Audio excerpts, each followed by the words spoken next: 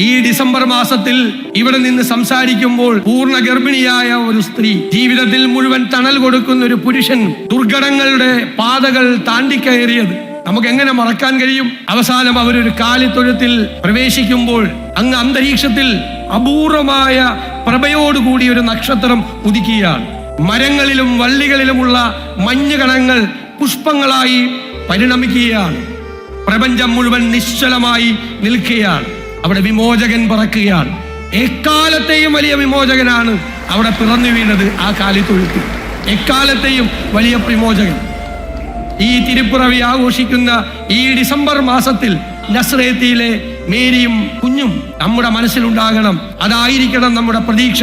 ഈ എല്ലാ പോരാട്ടത്തിന്റെയും കരുത്തായി, പിൻബലമായി, ആത്മവിശ്വാസമായി ആ ക്രൈസ്തവ വിശ്വാസം നിങ്ങളെ തുണയ്ക്കട്ടെ എന്ന് പ്രാർത്ഥിച്ചുകൊണ്ട് എൻ്റെ വാക്കുകൾ ചുരുക്കുന്നു. നന്ദി.